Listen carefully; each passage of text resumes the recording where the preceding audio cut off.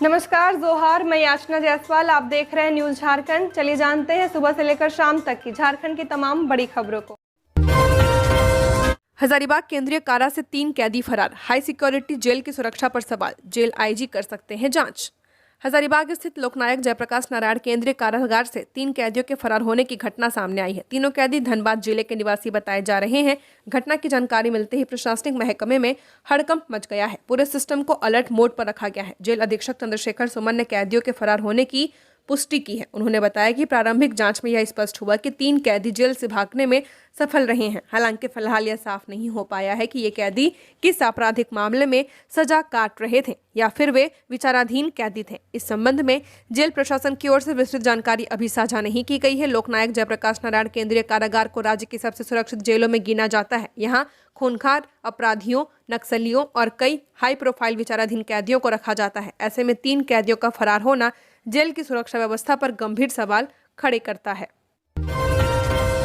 नए साल में देवघर में जुटेंगे लाखों श्रद्धालु, बाबा बैजनाथ मंदिर की पूरी तैयारी। शीघ्र दर्शन को लगेंगे 600 रुपए, सुबह 5 बजे से दर्शन। देवघर स्थित बाबा बैजनाथ धाम में नववर्ष के अवसर पर आस्था का सैलाब उमड़ने की संभावना है। साल के आखिरी दिन और 1 जनवरी 2026 को देश के विभिन्न हिस्सों से लाखों श्रद्धालु बाबा बैजनाथ के दर्शन पूजन के लिए देवघर पहुंचेंगे। भक्तों की मान्यता है कि साल के अंतिम दिन और नए साल के पहले दिन बाबा बैजनाथ की पूजा अर्चना करने से पूरा साल सुख, शांति और समृद्धि से भरा रहता है। इसी आस्था के चलते हर साल की तरह इस बार भी बाबा धाम में श्रद्धालुओं की भारी भीड़ जुटने का अनुमान है। मंदिर प्रशासन के अनुसार बिहार, झारखंड, पश्चिम बंगाल, उड़ीसा सहित कई राज्यों से श्रद्धालु देवघर पहुंचते हैं। नववर्ष को लेकर मंदिर परिसर के अलावा BEd college road, Nehru park, tower Chowk, Shivganga और आसपास के इलाकों में भी श्रद्धालुओं की भारी आवाजाही देखने को मिल सकती है। इन 2 दिनों में कई लाख श्रद्धालुओं के बाबा धाम में पूजा करने आने की उम्मीद जताई जा रही है। इसे लेकर प्रबंधन की ओर से तमाम जरूरी तैयारियां पूरी कर ली गई हैं। लातेहार के डीवीसी कोल साइडिंग पर फायरिंग, राहुल दुबे गैंग ने ली जिम्मेदारी, फेसबुक पर किया पोस्ट, मैनेज करने की कही बात। लातेहार के सदर थाना क्षेत्र स्थित तुबेद गांव में डीवीसी की कोल साइडिंग उस समय दहशत में आ गई जब बाइक सवार अज्ञात अपराधियों ने एंट्री गेट पर गोलीबारी कर दी। बाइक पर सवार 2 बदमाश साइडिंग के गेट के पास पहुंचे और बिना किसी चेतावनी के 2 राउंड फायरिंग कर दी। इस घटना में कोई हताहत नहीं हुआ। एक गोली कोल साइडिंग के एंट्री गेट की 4 दीवारी में जा लगी है, जिससे दीवार में छेद हो चुका है। गोली चलने की आवाज से वहां मौजूद कर्मियों और सुरक्षा कर्मियों में अफरा तफरी का माहौल बन गया। कुछ देर के लिए कोल साइडिंग का कामकाज भी प्रभावित रहा। कर्मचारी सुरक्षित स्थानों की ओर भागते नजर आए हैं। घटना की सूचना मिलते ही कोल साइडिंग कैंप में तैनात पुलिस बल तत्काल घटना स्थल पर पहुंचा और स्थिति को नियंत्रित किया है। इसके बाद सदर थाना प्रभारी रमाकांत गुप्ता अपनी टीम के साथ मौके पर पहुंचे और घटना स्थल का निरीक्षण किया है। थाना प्रभारी ने फायरिंग की पुष्टि करते हुए बताया कि प्रारंभिक जांच में यह बात सामने आई है कि 2 बाइक सवार अपराधियों ने वारदात को अंजाम दिया है। फायरिंग के बाद फरार हो गए। गिरिडीह के बराकर जैन मंदिर के पास हादसा, वाहन ने बाइक को मारी टक्कर, मित्र के बीमार बेटे को देखकर लौट रहे व्यक्ति की मौत।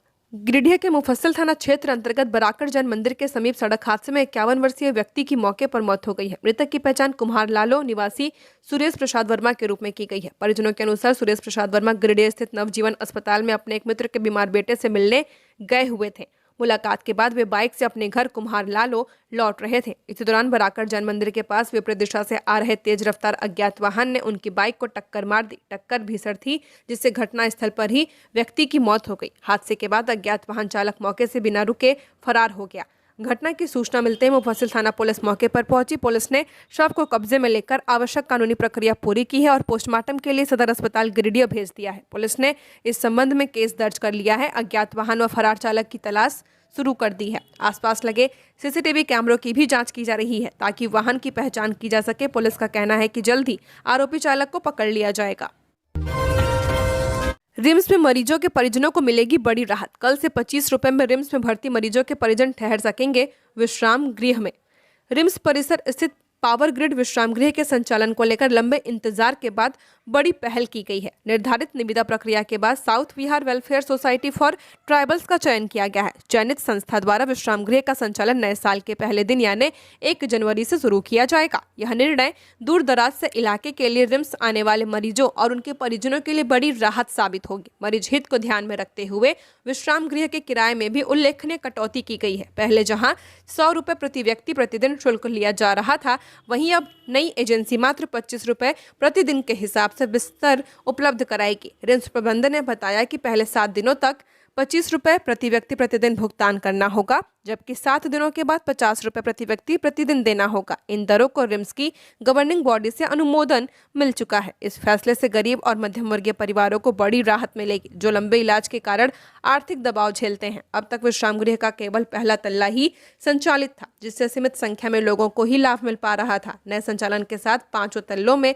कुल 310 बेड पूरी तरह फंक्शनल हो जाएंगे। इससे रिम्स में भर्ती हजारों मरीजों के परिजनों को ठहरने का बेहतर विकल्प मिल पाएगा।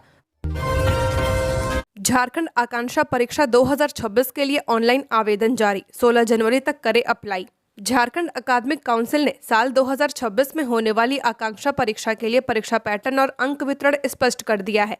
ऑनलाइन आवेदन शुरू हो चुकी है। अभ्यर्थी जैक की वेबसाइट पर जाकर आवेदन फॉर्म भर सकते हैं। यह परीक्षा इंजीनियरिंग, मेडिकल और क्लैट की तैयारी कर रहे छात्रों के लिए आयोजित की जाएगी। इस आकांक्षा परीक्षा का आवेदन प्रपत्र परिषद के वेबसाइट www.jac.jharkhand.gov.in पर ऑनलाइन जमा किया जा रहा है। ऑनलाइन जमा करने की तिथि 30 दिसंबर से शुरू हो चुकी है और 16 जनवरी तक 2026 तक भरा जाएगा। जारी विवरण के अनुसार आकांक्षा परीक्षा बहुविकल्पीय प्रश्नों पर आधारित होगी और सभी उत्तर OMR सीट पर दिए जाएंगे। प्रत्येक विषय में 40 प्रश्न पूछे जाएंगे और हर विषय के लिए कुल 40 अंक निर्धारित किए गए हैं। इंजीनियरिंग आकांक्षा परीक्षा में भौतिकी, रसायन विज्ञान, गणित और मानसिक योग्यता परीक्षा शामिल होगी। चारों विषयों में समान रूप से 40-40 अंक निर्धारित है।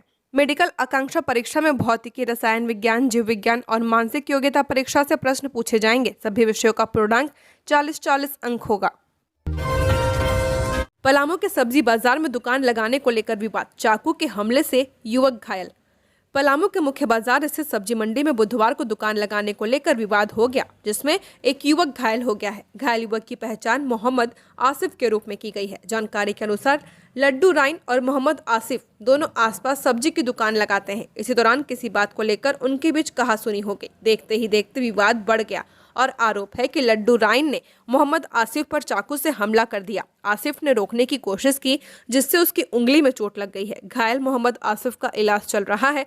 चिकित्सकों के अनुसार उसकी स्थिति सामान्य बताई जा रही है। मोहम्मद आसिफ ने इस संबंध में शहर थाना में आवेदन दिया है। पुलिस ने इसे आपसी विवाद बताया है और मामले की छानबीन शुरू कर दी है।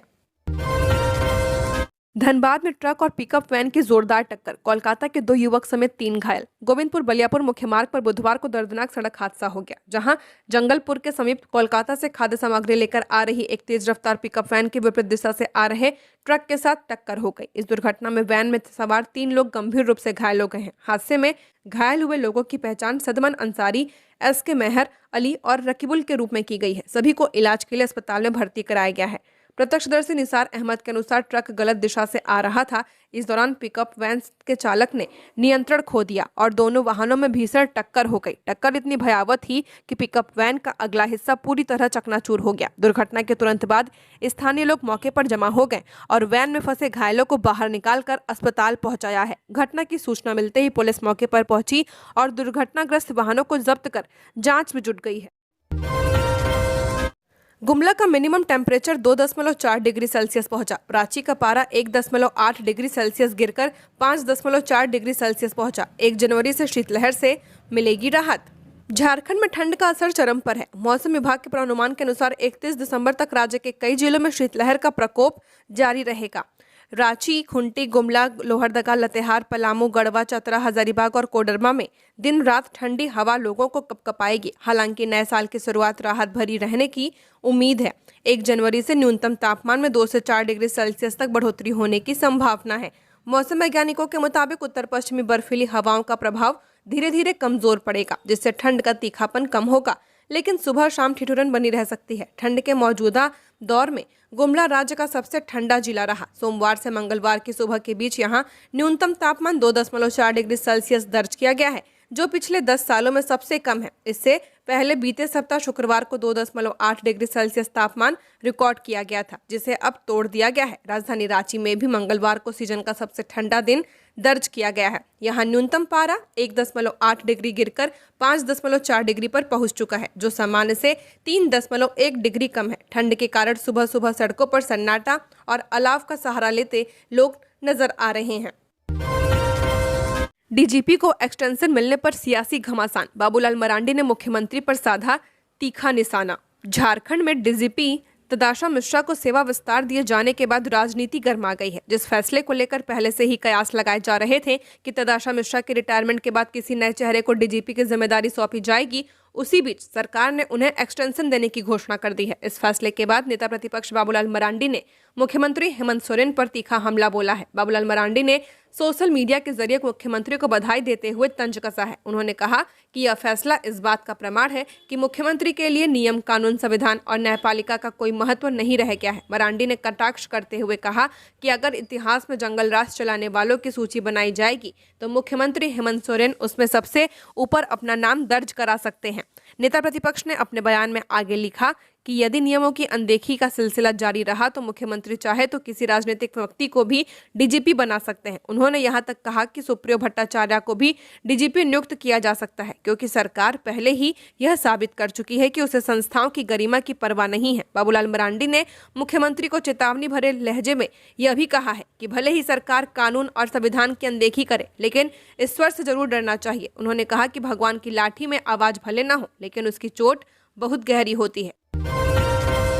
2026 के स्वागत के लिए रांची पूरी तरह तैयार। सर्द रांची में उत्साहित सैलानी, 5 दिनों तक फॉल और डैमों पर जुटेंगे लाखों लोग। नया साल 2026 के स्वागत के लिए राजधानी रांची पूरी तरह तैयार है। शहर से लेकर आसपास के पर्यटन स्थलों पर उत्साह और उमंग का माहौल है। सर्द मौसम, चारों ओर फैली हरियाली और झरनों की खूबसूरती के बीच रांची इस समय किसी हिल स्टेशन से कम नहीं लग रही है। पिछले कई दिनों से रांची और आसपास के इलाकों में न्यूनतम तापमान लगातार 10 डिग्री सेल्सियस के नीचे बना हुआ है। ठंडी हवाएं, कोहरे की हल्की चादर और सुबह शाम की ठिठुरन ने मौसम को और भी रोमांचक बना दिया है। मौसम विभाग के अनुसार आने वाले दिनों में भी ठंड का असर बरकरार रहने की संभावना है, जिससे पर्यटकों का रुझान और बढ़ सकता है। खासकर युवा वर्ग और परिवार नव वर्ष का जश्न मनाने के लिए सर्द रांची को प्राथमिकता दे रहे हैं। यही वजह है कि इस बार बिहार, पश्चिम बंगाल और उड़ीसा से काफी संख्या में पर्यटक छुट्टियां मनाने रांची पहुंच चुके हैं। शहर के 90% होटलों में रूम खाली नहीं है। इधर रांची शहर से लेकर आसपास के सभी पर्यटन स्थल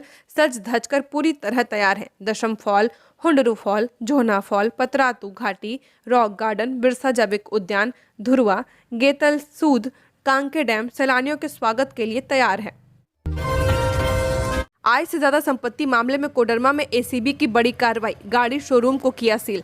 कोडरमा में आय से ज्यादा संपत्ति से जुड़े मामले को लेकर एसीबी की टीम ने बीते मंगलवार को एक बड़ी कार्रवाई की है। एसीबी ने कोडरमा जिले के तिलैया थाना क्षेत्र स्थित एक गाड़ी शोरूम को सील कर दिया है। शोरूम को सील करने से पहले एसीबी की टीम ने काफी देर तक मोटोजेन के शोरूम के अंदर कागजातों और दस्तावेजों की जांच की है और कई कागजातों के साथ शोरूम से लेन देन से जुड़े दस्तावेज और कंप्यूटर के सीपीयू को एसीबी की टीम अपने साथ ले गई है। जानकारी के मुताबिक मंगलवार को हजारीबाग और रांची एसीबी की टीम कोडरमा स्थित मोटोजेन के शोरूम में कार्रवाई के लिए पहुंची थी। इस टीम से तकरीबन 10 अधिकारी थे। यहां काफी देर तक शोरूम में जांच करने के बाद देर शाम के बाद शोरूम को सील कर दिया गया था। वहीं इस कार्रवाई को लेकर एसीबी के इंस्पेक्टर सुदामा राम ने जानकारी दी है कि शोरूम संचालिका स्निग्धा सिंह के खिलाफ आय से ज्यादा संपत्ति रखने का मामला सामने आया है, जिसको लेकर यह कार्रवाई की जा रही है और इन्हीं कारणों से शोरूम के दस्तावेजों की जांच करने के लिए शोरूम को सील किया गया है।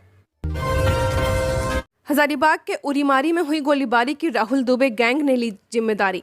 राहुल दुबे गैंग ने हजारीबाग के उरीमारी में हुई गोलीबारी का जिम्मा लिया है। गैंग ने बुधवार को सोशल मीडिया पर जारी प्रेस विज्ञप्ति की है। प्रेस विज्ञप्ति में कहा गया कि हजारीबाग के उरीमारी में दशाई मांझी के घर पर जो गोलीबारी की घटना हुई है, उसकी जिम्मेदारी मैं राहुल दुबे लेता हूं। ये फोन इग्नोर करने का नतीजा है। अगर अभी भी तुम्हारा दिमाग नहीं खुला है तो अगली बार सीधा खोपड़ी खोल देंगे। जरूरत पड़ी तो गाड़ी पर बम भी फेंकवा देंगे। जितनी जल्दी तुम सिस्टम में आओगे उतना ही तुम्हारे और तुम्हारे परिवार के लिए ठीक होगा, नहीं तो हम अपनी ओर से कोई भी कमी नहीं छोड़ेंगे। कांस्टेबल का शव नंदी ओवरब्रिज के नीचे मिला। देवघर पुलिस लाइन में तैनात थे। प्रारंभिक जांच में डूबने से मौत की आशंका। देवघर के नंदन पहाड़ स्थित नंदी रेलवे ओवरब्रिज के नीचे एक युवक का शव मिला है। सुबह स्थानीय लोगों ने शव देखकर पुलिस को सूचना दी, जिसके बाद घटनास्थल पर भीड़ जुट गई। सूचना पर देवघर एसडीपीओ अशोक कुमार सिंह के नेतृत्व में जसीडीह थाना पुलिस मौके पर पहुंची। पुलिस ने घटनास्थल की घेराबंदी कर शव को कब्जे में लिया और जांच शुरू कर दी है। प्रारंभिक पूछताछ आसपास के लोगों से की गई है। पूर्व वार्ड पार्षद आशीष पंडित ने बताया कि उन्हें सुबह शव मिलने की सूचना मिली थी, जिसके बाद उन्होंने तत्काल पुलिस को सूचित किया। पुलिस की प्रारंभिक जांच में डूबने से मौत की आशंका जताई जा रही है। हालांकि वास्तविक कारण पोस्टमार्टम रिपोर्ट से स्पष्ट हो पाएगा। पुलिस ने शव की शिनाख्त कर ली है। मृतक की पहचान राजू के रूप में की गई है, जो देवघर पुलिस लाइन में कांस्टेबल के पद पर कार्यरत थे। उंटारी रोड रेलवे स्टेशन के पास ट्रेन की चपेट में आने से अज्ञात युवक की मौत, शिनाख्त के प्रयास जारी। पलामू के डेहरी ऑन सोनगढ़वा रेलखंड पर उंटारी रोड स्टेशन के पास पोल संख्या 334/29 के निकट ट्रेन की चपेट में आने से एक अज्ञात युवक की मौत हो गई है। मृतक की अब तक पहचान नहीं हो पाई है। घटना की सूचना मिलते ही रेलवे पुलिस मौके पर पहुंची और शव को अपने कब्जे में लेकर जांच शुरू कर दी है। प्रारंभिक जांच में यह स्पष्ट नहीं हो पाया है कि युवक ट्रेन से गिरा है या सीधे ट्रेन की चपेट में आया है। पुलिस दोनों बिंदुओं पर जांच कर रही है। वहीं मृतक का चेहरा गंभीर रूप से क्षतिग्रस्त हो गया है, जिससे पहचान करने में कठिनाई हो रही है। प्रशासन आसपास के इलाकों व सोशल मीडिया के माध्यम से शिनाख्त के प्रयास कर रहा है। वहीं प्रशासन ने अपील किया है कि इस युवक को जो भी पहचानते हो या उसके बारे में कोई जानकारी रखते हो, वे कृपया तुरंत स्थानीय प्रशासन या रेलवे पुलिस को सूचित करें, ताकि मृतक की पहचान कर आगे की कार्रवाई की जा सके। न्यू ईयर सेलिब्रेशन के लिए बरुआ घाट बना पसंदीदा स्पॉट। दामोदर तट टूरिस्ट को कर रहा आकर्षित। बहती नदी व हरियाली आकर्षण का केंद्र। नए साल के स्वागत की तैयारियों के बीच बोकारो और आसपास के पिकनिक स्थलों पर लोगों की भारी भीड़ उमड़ रही है। छुट्टियों का लुत्फ उठाने के लिए परिवार, युवा और पर्यटक सुबह से ही झीलों, पार्कों, पहाड़ियों और जलप्रपातों की ओर रुख कर रहे हैं। न्यू ईयर सेलिब्रेशन के लिए लोगों की पसंदीदा पिकनिक स्पॉट में से एक है बरुआ घाट। बोकारो स्टील सिटी और चंद्रपुरा के बीच स्थित बरुआ घाट इन दिनों एक लोकप्रिय पिकनिक स्थल के रूप में उभरा है। सेक्टर 9 से लगभग 4 किलोमीटर दूर पचौरी गांव और रानी पोखर बस्ती के पास दामोदर नदी के किनारे बसा यह घाट अपनी प्राकृतिक सुंदरता और शांत वातावरण के कारण पर्यटकों को आकर्षित कर रहा है। गरीब छात्रों के चंदे पर टिप्पणी से भड़का विपक्ष। बाबूलाल मरांडी ने मुख्यमंत्री पर साधा निशाना। झारखंड की राजनीति में बयानबाजी तेज हो चुकी है। कल जीएसएससी सीजीएल के सफल अभ्यर्थियों को नियुक्ति पत्र देते हुए मुख्यमंत्री हेमंत सोरेन ने क्यूआर कोड के जरिए चंदा इकट्ठा करने के मामले पर बयान दिया था। मुख्यमंत्री ने यह भी कहा था कि कोर्ट कचहरी के नाम पर क्यूआर कोड से चंदा इकट्ठा किया जा रहा था, ऐसा उन्होंने पहली बार सुना है। उन्होंने चेतावनी देते हुए कहा कि अब अगली बार इस तरह लोगों को बहलाने फुसलाने का काम करने वालों को सीधा जेल भेजा जाएगा। मुख्यमंत्री के इस बयान पर नेता प्रतिपक्ष बाबूलाल मरांडी ने कड़ा हमला बोला है। सोशल मीडिया पर पोस्ट साझा करते हुए उन्होंने मुख्यमंत्री की मंशा और नैतिकता पर गंभीर सवाल खड़े किए हैं। मरांडी ने लिखा कि यह बेहद हैरान करने वाली बात है। जो व्यक्ति झारखंड को लूटकर अपने वकीलों की फीस चुका रहा हो, वहीं आज चंदा इकट्ठा कर न्याय मांगने वाले गरीब छात्रों का मजाक उड़ा रहा है। उन्होंने मुख्यमंत्री से सीधा सवाल करते हुए कहा कि यदि उनमें हिम्मत है तो वे यह बताएं कि भ्रष्टाचार के आरोपों में जेल जाने से बचने के लिए रांची से लेकर दिल्ली तक वकीलों की पूरी फौज खड़ी करने में उन्होंने कितने करोड़ रुपए खर्च किए थे। मरांडी ने आरोप लगाया कि जिन छात्रों के पास संसाधन नहीं है, वे मजबूरी में चंदा और क्यूआर कोड का सहारा ले रहे हैं, क्योंकि वे मुख्यमंत्री की तरह सोने का चम्मच लेकर पैदा नहीं हुए हैं। जमशेदपुर के चिड़ियाघर में बाघिन मेघना फिर बनी मां, 2 शावकों को दिया जन्म। वन्यजीव संरक्षण की दिशा में टाटा स्टील जूलॉजिकल पार्क से सुखद खबर सामने आई है। दरअसल टाटा जू की बाघिन मेघना ने 2 स्वस्थ शावकों को जन्म दिया है, जिससे न सिर्फ चिड़ियाघर परिवार बल्कि पूरे शहर में खुशी का माहौल है। लंबे समय बाद बाघ शावकों का जन्म झारखंड में वन्यजीव संरक्षण के प्रयासों को नई मजबूती देता है। टाटा स्टील जूलॉजिकल पार्क प्रबंधन ने जानकारी दी है कि बाघिन मेघना ने 27 नवंबर को इन दोनों शावकों को जन्म दिया था। चिड़ियाघर के तय प्रोटोकॉल और मां व शावकों की सुरक्षा को ध्यान में रखते हुए इसकी आधिकारिक जानकारी कुछ समय बाद सार्वजनिक की गई। फिलहाल दोनों शावक पूरी तरह स्वस्थ हैं और उनकी लगातार निगरानी की जा रही है। झारखंड में पहली बार नशा तस्कर की 87 लाख से ज्यादा की संपत्ति जब्त। राज्य को नशा मुक्त बनाने के अभियान में झारखंड पुलिस को बड़ी सफलता मिली है। पुलिस ने न सिर्फ अवैध मादक पदार्थों की बरामदगी की है, बल्कि पहली बार अवैध कारोबार से अर्जित की गई चल और अचल संपत्ति को जब्त करने की कार्रवाई भी की है।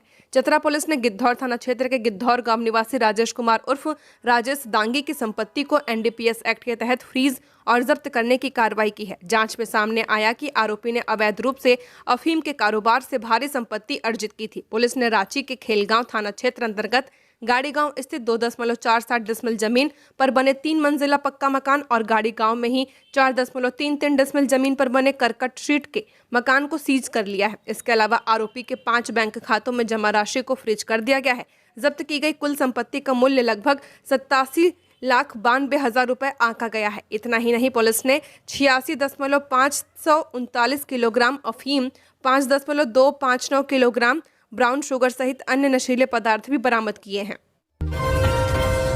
कोडीन कफ सिरप तस्करी, यूपी पुलिस की बड़ी कार्रवाई। रांची के शैली ट्रेडर्स समेत 7 के खिलाफ लुकआउट नोटिस।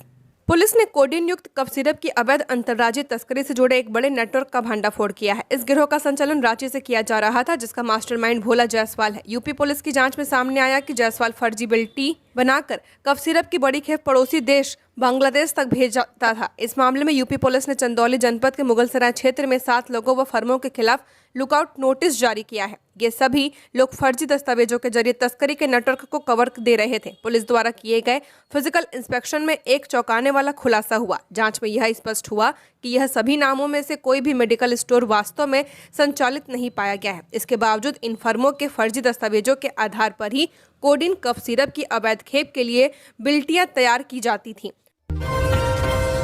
रामगढ़ में आर्मी पब्लिक स्कूल का आदित्य 69वें नेशनल स्कूल गेम्स बास्केटबॉल प्रतियोगिता के लिए चयनित। Army public school Ramgarh cantt के छात्र आदित्य कुमार का 69वें नेशनल स्कूल गेम्स बास्केटबॉल प्रतियोगिता के लिए झारखंड की टीम में चयन हुआ है। यह प्रतियोगिता 2 से 6 जनवरी 2026 तक राजस्थान के बाड़मेर जिले के PM श्री MGGS स्कूल में आयोजित होगी। आदित्य का चयन झारखंड शिक्षा परियोजना के तत्वाधान में रांची में आयोजित राज्य स्तरीय बास्केटबॉल प्रतियोगिता में उनके उत्कृष्ट प्रदर्शन के आधार पर किया गया है। चयनित होने के बाद आदित्य 30 दिसंबर को ही झारखंड टीम के साथ कोडरमा से बाड़मेर के लिए रवाना हो चुके हैं। विद्यालय प्रबंधन समिति के अध्यक्ष ब्रिगेडियर दिग्विजय सिंह ने चयनित होने पर आदित्य को शुभकामनाएं दी हैं और उनके अनुशासन व खेल भावना की सराहना की है। विद्यालय के प्राचार्य पंकज कुमार जैन ने भी बधाई देते हुए कहा कि Army public school Ramgarh Cantt में छात्रों को शिक्षा के साथ साथ खेलों में उत्कृष्टता के लिए लगातार प्रेरित किया जाता है। विद्यालय के शिक्षकों ने भी आदित्य के उज्जवल भविष्य की कामना की है। नए साल से पहले मिर्जा चौकी पुलिस अलर्ट, हुड़दंगियों पर रहेगी कड़ी नजर। साहिबगंज जिले के मिर्जा चौकी क्षेत्र में नववर्ष 2026 के आगमन को लेकर जहां एक और उत्साह और उल्लास का माहौल है, वहीं दूसरी ओर शांति और कानून व्यवस्था बनाए रखने के लिए मिर्जा चौकी पुलिस पूरी तरह सतर्क हो गई है। 31 दिसंबर की रात से लेकर 1 जनवरी तक पिकनिक स्पॉट, पार्क, होटल, पर्यटन स्थलों, नदी तालाबों के किनारे, प्रमुख सड़कों और भीड़भाड़ वाले इलाकों में सुरक्षा के कड़े इंतजाम किए गए हैं। हुड़दंग, तेज रफ्तार, शराब पीकर वाहन चलाने और असामाजिक गतिविधियों पर पुलिस की पैनी नजर रहेगी। मिर्जा चौकी थाना प्रभारी रुपेश कुमार यादव ने साफ शब्दों में कहा है कि नववर्ष का जश्न मनाने की पूरी छूट है, लेकिन कानून तोड़ने वालों को किसी भी कीमत पर बख्शा नहीं जाएगा। उन्होंने बताया कि महिला सुरक्षा, सड़क दुर्घटनाओं की रोकथाम और शांतिपूर्ण माहौल बनाए रखना इस बार पुलिस की शीर्ष प्राथमिकता है। नववर्ष को लेकर पुलिस की तैयारियां क्रिसमस से ही शुरू कर दी गई हैं। नववर्ष के अवसर पर पिकनिक स्पॉट, पार्क और पर्यटन स्थलों पर भारी भीड़ उमड़ने की संभावना रहती है। इन स्थानों पर विवाद, मारपीट और महिलाओं के साथ दुर्व्यवहार की आशंका को देखते हुए सभी सुरक्षा बलों को अपने अपने क्षेत्रों में पर्याप्त पुलिस बल को सुनिश्चित करने के निर्देश दिए गए हैं। जरूरत पड़ने पर पुलिस केंद्र से अतिरिक्त बल भी उपलब्ध कराया जा सकता है।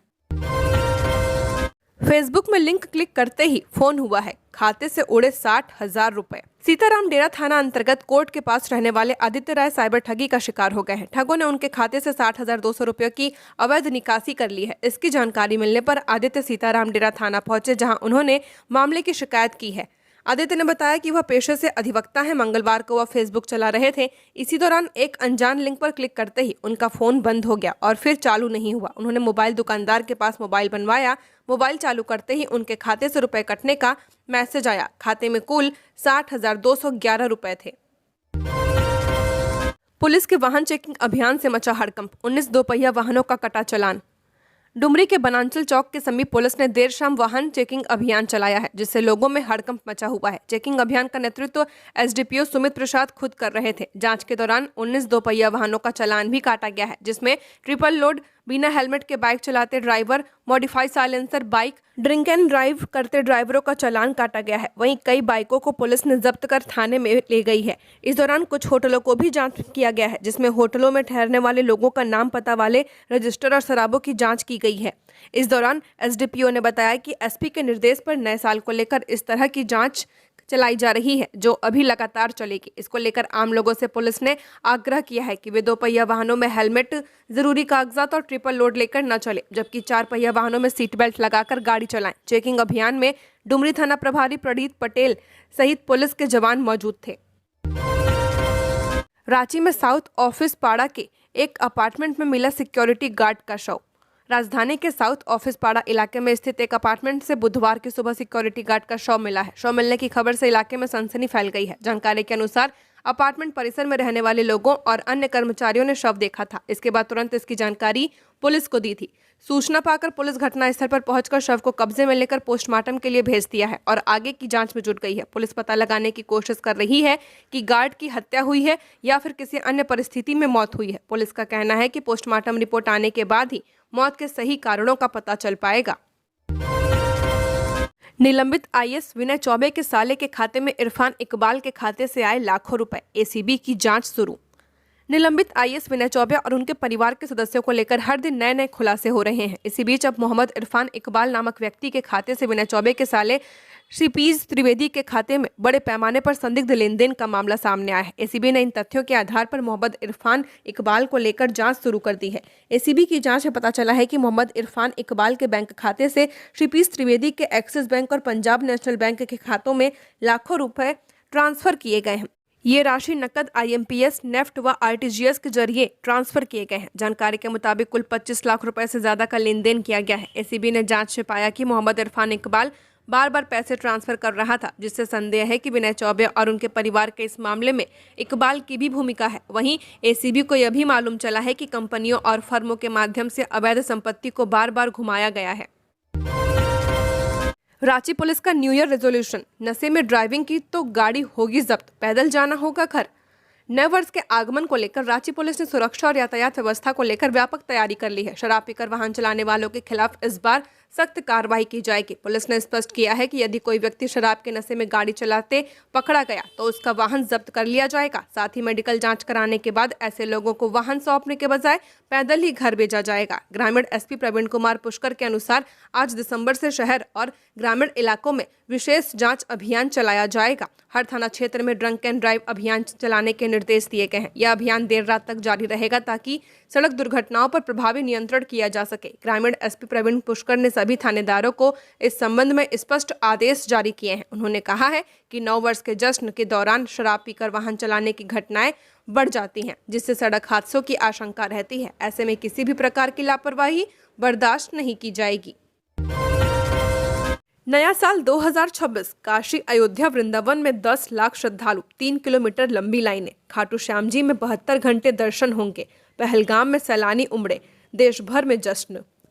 नए साल से पहले देश भर के धार्मिक और पर्यटन स्थलों पर लोगों का सैलाब उमड़ पड़ा है। अयोध्या में रामलला के दर्शन के लिए 2 लाख से ज्यादा श्रद्धालु पहुंचे हैं। काशी विश्वनाथ मंदिर में 3 लाख और वृंदावन में 4 लाख भक्त मौजूद हैं। राजस्थान के जैसलमेर में पिछले 10 साल में सबसे ज्यादा भीड़ है। सीकर के खाटू श्याम जी में नए साल के मौके पर 72 घंटे दर्शन होंगे। उज्जैन के महाकाल लोक में कल साल के पहले दिन 12 लाख श्रद्धालुओं के पहुंचने का अनुमान है। पहलगाम आतंकी हमले के बाद घाटी में एक बार फिर से रौनक लौट आई है। पर्यटन स्थलों पर सैलानियों की भीड़ है।